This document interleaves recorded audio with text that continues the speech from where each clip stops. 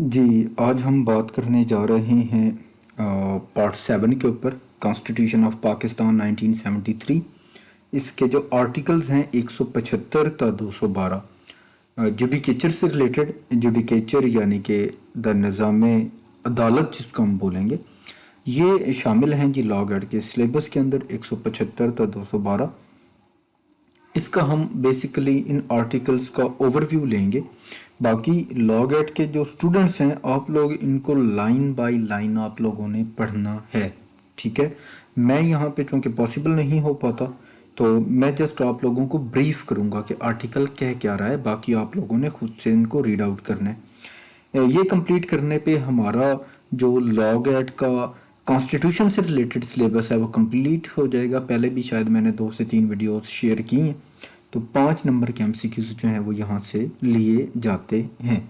अच्छा जी, आर्टिकल 175 है जी हमारे पास। ये हमें बताता है कि पाकिस्तान के अंदर बेसिकली एक सुप्रीम कोर्ट और हर सूबा के अंदर एक हाई कोर्ट होगी, ठीक है। और इसके अलावा इस्लामाबाद की जो फेडरल टेरिटरी है, कैपिटल इस्लामाबाद कैपिटल टेरिटरी, यहाँ पे भी एक हाई कोर्ट होगी। यानी कि अब अगर आप लोगों से कोई पूछे तो सुप्रीम कोर्ट के अंदर जो हाई कोर्ट हैं वो पाकिस्तान के अंदर जो हाई कोर्ट्स की तादाद है वो 5 है, ना कि 4। अक्सर लोग यहाँ पे मिस कर जाते हैं। एक लॉ गेट के अंदर ये सवाल पूछा गया था कि टोटल जो स्ट्रेंथ है हाई कोर्ट्स की पाकिस्तान में वो कितनी है, तो वो तादाद में 5 है। ठीक हो गया जी। इस्लामाबाद कैपिटल टेरिटरी की अगर मिलाई जाए तो फिर 4 सूबों की हो गई, 5वीं ये होगी। इसके अलावा आर्टिकल 175 ने हमें ये बताया कि जो जी ये एग्जेक्टिव से अलग हो जाएगी जुडिशरी विद इन 14 ईयर्स। इस आइन के आने के बाद, कमेंसमेंट डे के बाद विद इन 14 ईयर्स जो होगी जुडिशरी, ये एग्जेक्टिव से अलग हो जाएगी, ठीक है।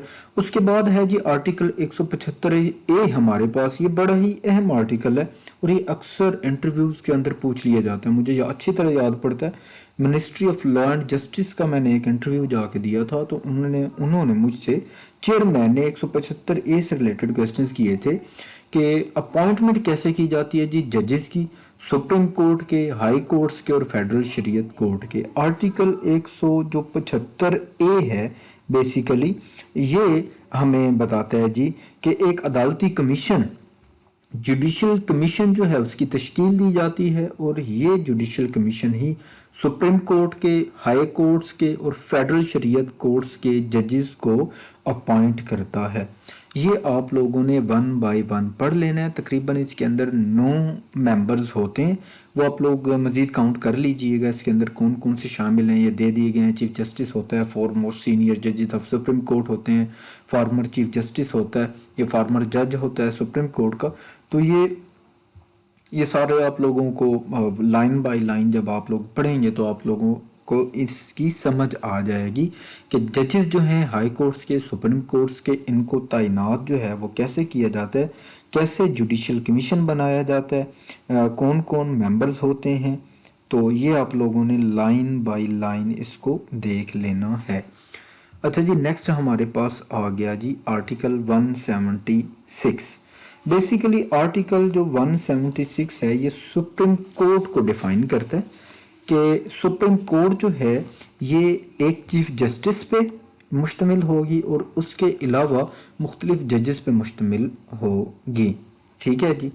तो article 176 constitution of supreme court से मुतल्लिक है कि कॉन्स्टिट्यूट की जाएगी सुप्रीम कोर्ट। इसके बाद जी हमारे पास है आर्टिकल 177 अपॉइंटमेंट है जो सुप्रीम कोर्ट के जजेस की, उसके हवाले से आर्टिकल 177 जो है बताता है कि आर्टिकल 177 के मुताबिक सुप्रीम कोर्ट की जजेस की अपॉइंटमेंट जो है वो कौन कौन जज बन सकता है और कौन कौन सी क्वालिफिकेशन चाहिए जज के लिए, ठीक है जी।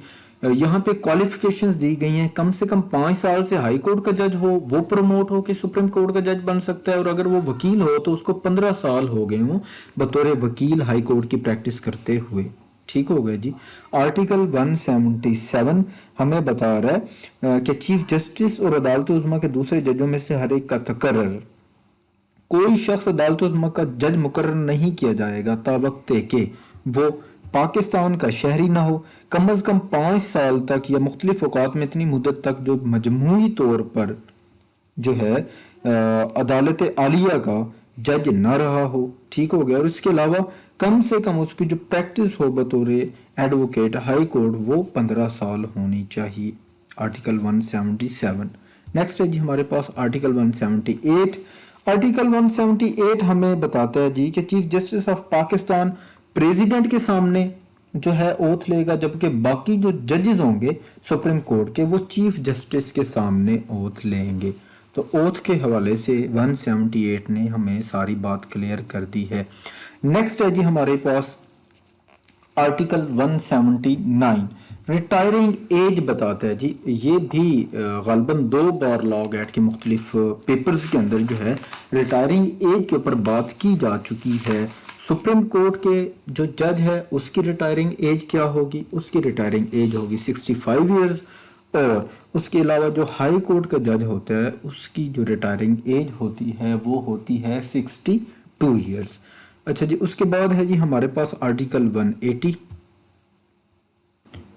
जी। एक्टिंग चीफ जस्टिस से मुराद कायम मुकाम चीफ जस्टिस है, यानी कि ये हमें ये बताता है कि अगर जो चीफ जस्टिस ऑफ पाकिस्तान का ओहदा किसी तरह से खाली हो जाए या चीफ जस्टिस ऑफ पाकिस्तान मौजूद ना हो या किसी दीगर किसी भी वजह से अगर वहाँ पे जो है चीफ जस्टिस जो है वो अवेलेबल ना हो, तो जो भी सर्व कर रहे होंगे जजेस उनमें से जो सीनियर तरीन है उसको कायम मुकाम चीफ जस्टिस जो है वो अपॉइंट कर दिया जाता है जी। नेक्स्ट हमारे पास है आर्टिकल 181 एक्टिंग जजेस के मुतालिक कायम मुकाम जजेस के मुतालिक बताता है कि किसी भी वक्त जब अदालत उज़्मा के किसी जज का ओहदा खाली हो, ठीक है जी, उसके बाद अदालत उज़्मा का कोई जज मौजूद ना हो या किसी भी मसरूफियत की वजह से वो अपना जो एक ड्यूटी है वो अंजाम देने से कासिर हो, तो ऐसी सूरत में सदर जो है आर्टिकल 181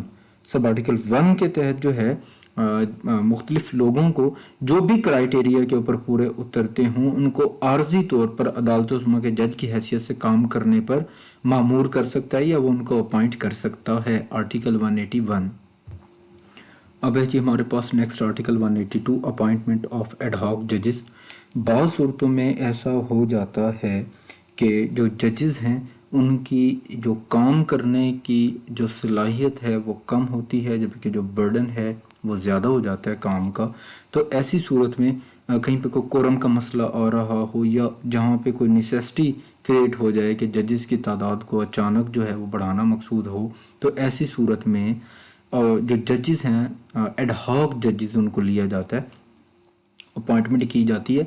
ऐसे लोगों को अपॉइंट किया जाता है जो जजेस रह चुके हों, ठीक है, कम से कम जिनको उस ओहदा छोड़े हुए 3 साल का अरसा ना गुजरा हो। यानी कि एक जज था उसने रिटायरमेंट ली 2020 में, तो अचानक अब जजेस की ज़रूरत पड़ गई है तो उसको एज एट हॉक जज 2023 तक हम उसकी सर्विसेज जो हैं वो किसी भी वक्त हम उसको कॉल अप कर सकते हैं, ले सकते हैं। यानी कि ऐसे जज को लेंगे जिसकी रिटायरमेंट जो है वो विदिन 3 ईयर्स हुई हो, 3 साल से जायद का अरसा ना गुजरा हो उसकी रिटायरमेंट को, तो उसको हम एज एडहॉक जज जो है वो सुप्रीम कोर्ट के अंदर एज अ जज दोबारा से ले लेंगे। आर्टिकल 182 अपॉइंटमेंट ऑफ एडहॉक जजेस से रिलेटेड हमें बताता है।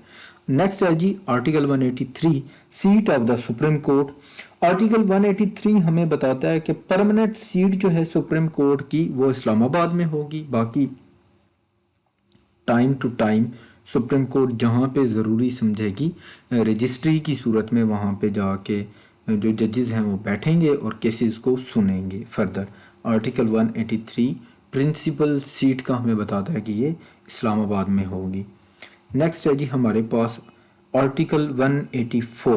ये भी नहायत ही अहम आर्टिकल है 184, जो कि अदालत उज़्मा के या सुप्रीम कोर्ट के ओरिजिनल ज्यूरिसडिक्शन के ऊपर बात करता है जी। 184 सब आर्टिकल 1 सबसे पहले जो है हमें सुप्रीम कोर्ट की जो ओरिजिनल ज्यूरिसडिक्शन है उसके मुतालिक बता रहा है کہ یہ دو یا دو سے زیادہ حکومتوں کے درمیان کوئی تنازع ہو جائے تو اس سلسلہ میں جو ابتدائی اختیار سماعت ہے وہ سپریم کورٹ کو حاصل ہے.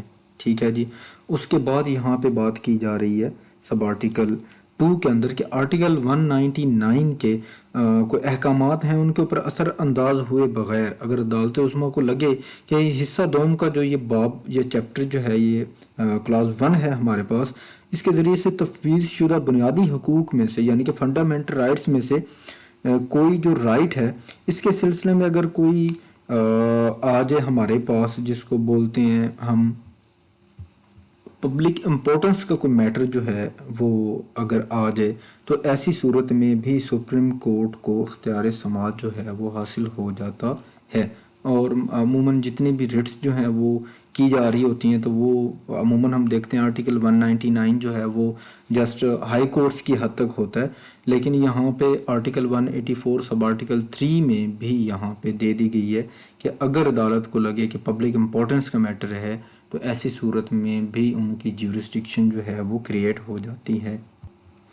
اور پبلک امپورٹنس کے میٹرز کے اندر آرٹیکل 199 کے تحت جتنی بھی وہ پروویژنز دی گئی ہیں ان کو سپریم کورٹ جو ہے وہ یوز کرتے ہوئے ان کی اپنی پاور کا یہ استعمال کرتے ہوئے جو ہے وہ آرڈرز جو ہیں وہ جاری کر سکتی ہے. جی نیکسٹ ہے آرٹیکل 185 ایپلیٹ جورسڈکشن جو ہے سپریم کورٹ کی.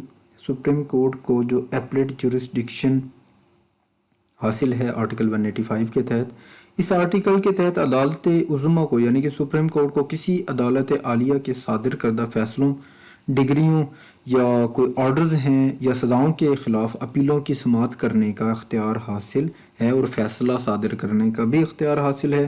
اس کے بعد جو سب آرٹیکل 2 ہے یہ ہمیں بتاتا ہے کہ سپریم کورٹ کو کسی بھی دوسری عدالت کے صادر کردہ کسی فیصلے، ڈگری، حتمی حکم یا سزا کے خلاف اپیل عدالت عظمیٰ میں یعنی کہ جو ہے سپریم کورٹ کے اندر دائر کی جا سکتی ہے.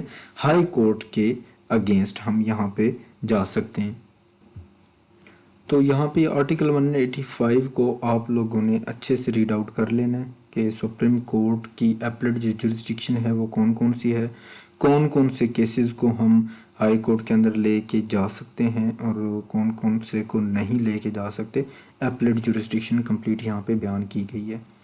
نیکسٹ ہے جی ہمارے پاس article 186 advisory jurisdiction. Advisory jurisdiction سے مراد ایک مشاورتی اختیار جو ہے وہ بھی سپریم کورٹ آف پاکستان کو حاصل ہے کہ اگر جو ہے صدر پریزیڈنٹ جو ہیں ہمارے کسی قانونی مسئلہ کے بارے میں جس کو وہ عوامی اہمیت کا کوئی یا پبلک امپورٹنس کا کوئی میٹر ہو تو یہاں پہ پریزیڈنٹ جو ہے وہ سپریم کورٹ سے اس کی رائے حاصل کر سکتا ہے اس مسئلے کے اوپر یا اس کویسچن کے اوپر، اور وہ پریزیڈنٹ کو اختیار حاصل ہے کہ اس میٹر کو سپریم کورٹ جو ہے وہ سینڈ کرے. اس کے بعد جی آرٹیکل 186A ہے ہمارے پاس. سپریم کورٹ کے پاس یہ پاور ہے کہ وہ جو کیسز ہیں، مقدمات ہیں، ان کو منتقل کرنے کا اختیار جو ہے سپریم کورٹ کے پاس یہ سپریم کورٹ کو حاصل ہے کہ سپریم کورٹ ایک ہائی کورٹ سے دوسرے ہائی کورٹ میں جو کیس ہے اس کو سینڈ کر سکتا ہے. جی نیکسٹ ہے ہمارے پاس article 187 issue and execution of processes of supreme court. اب دیکھیں جی یہاں پہ کہا جا رہا ہے کہ سپریم کورٹ کے جو حکم نامے ہیں ان کا اجرا اور ان کی تعمیل کیسے کی جائے گی. 87 ہمیں یہ ڈیفائن کرتا ہے. اب دیکھیں سپریم کورٹ جتنے بھی آرڈرز جاری کرتی ہے یا جو ہے حکم نامے ان کو اجرا جو ہے کرتی ہے یا ان کی جو تعمیل سے متعلق ہے. اب دیکھیں جو بھی آرڈر آ رہا ہے اس کو فالو تو کرنا ہی ہے، اس کی تعمیل تو کرنی ہے. تو آرٹیکل 187 ہمیں بتاتا ہے کہ ان کی تعمیل کیسے ہوگی. آرٹیکل جو 187 ہے اس کے تحت سپریم کورٹ کو اختیار حاصل ہے کہ وہ ایسی ہدایات، احکام یا ڈگریاں جاری کرے گی جو کسی ایسے مقدمہ یا معاملہ کے جو اس کے اندر زیر سماعت رہا ہو مکمل انصاف کرنے کے لیے ضروری ہوں، اور ان میں کوئی ایسا حکم بھی شامل ہے جو کسی شخص کے حاضر کیے جانے یا کسی دستاویز کو برآمد کرنے یا پیش کرنے کے لیے صادر کیے جائیں. ٹھیک ہو گیا جی. اور اس کے بعد یہ جو حکم نامہ ہے، یہ ڈگری ہے، یہ پاکستان بھر میں قابل نفاذ ہوگی.